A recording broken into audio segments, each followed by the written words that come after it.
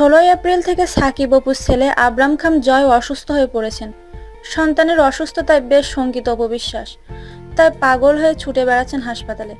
চিকিৎসা করাচ্ছেন জয়ের। অপুর ঘনিষ্ঠ সূত্রে এ তথ্য জানা গেছে। তবে এমন বিপদের সময় অপুর পাশে নেই স্বামী সাকিব খান।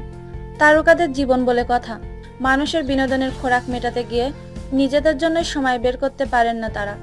এমনকি পরিবারের বিভিন্ন বিপদের সময়ও হাজির থাকতে পারেন না। তেমনই ঘটনা ঘটল ঢাকাই ছবি সুপারস্টার সাকিব খানের জীবনে। সম্প্রতি প্রকাশ্যে আসা তার স্ত্রী অপু বিশ্বাস ও সন্তান আবরাম খান জয় সম্পর্কে এখন সবাই জানেন। আলোচনা সমালোচনার জন্ম দিয়ে অবশেষে স্ত্রী পুত্রকে মেনে নেন সাকিব। এর ফলে ঢালিউড জুড়ে যেন একটা শীতল হাওয়া বয়ে যায়। সন্তানের অসুস্থতা এড়িয়েও শুটিং নিয়ে ব্যস্ত হতে হলো সাকিবকে। শামীম আহমেদ রনি পরিচালিত রংবাজ ছবিতে অভিনয়ের জন্য সাকিব এখন পাবনায়। অসুস্থ জয়কে নিয়ে বিপাকে অপু বিশ্বাস। এদিকে আগামীকাল সাকিব অপুর বিবাহবার্ষিকী। 2008 সালের 18 এপ্রিল তারা বিয়ে করেন।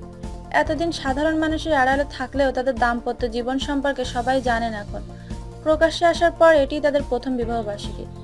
কিন্তু আফসোসের বিষয় হলো, এই প্রথম বিবাহবার্ষিকীতে সাকিব খান থাকতে পারছেন না অপুর পাশে। তিনি থাকছেন বুবলির সাথে শুটিংয়ের জন্য। অন্যদিকে একমাত্র সন্তান অসুস্থ। এরপরও কি সাকিব খান কাজের অজুহাতে দূরে থাকবেন?